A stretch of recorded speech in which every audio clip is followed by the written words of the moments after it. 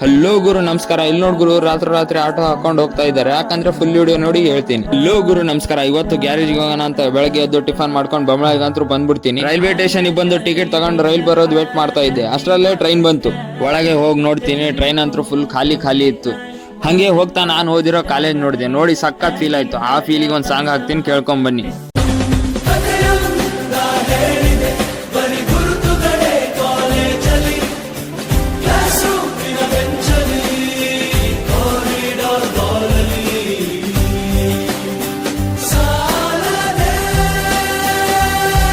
ಹಂಗೆ ಮುಂದೆ ಬಂದು ನೋಡ್ತೀನಿ ಗುರು, ಹೊಸದಾಗಿ ಒಂದು ಫ್ಯಾಕ್ಟ್ರಿ ರೆಡಿ ಆಗ್ತಾ ಇತ್ತು ಇಲ್ಲೇ ಪಕ್ಕದ ಹಳ್ಳಿಯಲ್ಲಿ.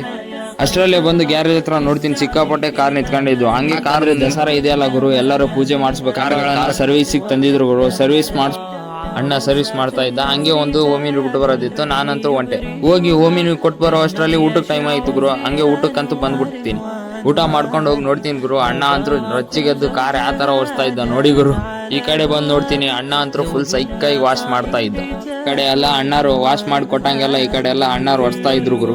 ಅಷ್ಟರಲ್ಲಿ ಸಂಜೆ ಆಯ್ತು. ನಾನು ಊರಿಗೆ ಹೋಗ್ಬೇಕಂತ ನಾನು ಅಲ್ಲಿದ್ದ ಬಂದ್ಬಿಡ್ತೀನಿ ಗುರು. ಊರ ಹತ್ರ ಬಂದು ನೋಡ್ತೀನಿ, ಏನೋ ಆಟೋ ಸ್ಟಾರ್ಟ್ ಆಗ್ತಾ ಇಲ್ಲ ಅಂತ ಟಾಟಾ ಎಸಿ ಎಲ್ಲ ಹಾಕೊಂಡು ಹೋಗ್ತಾ ಇದ್ರು. ಇವತ್ತಿನ ಬ್ಲಾಗ್ ಇಲ್ಲಿಗೆ ಎಂಡ್ ಮಾಡ್ತೀನಿ. ಲೈಕ್ ಮಾಡಿ, ಫಾಲೋ ಮಾಡಿ ಎಲ್ಲರೂ.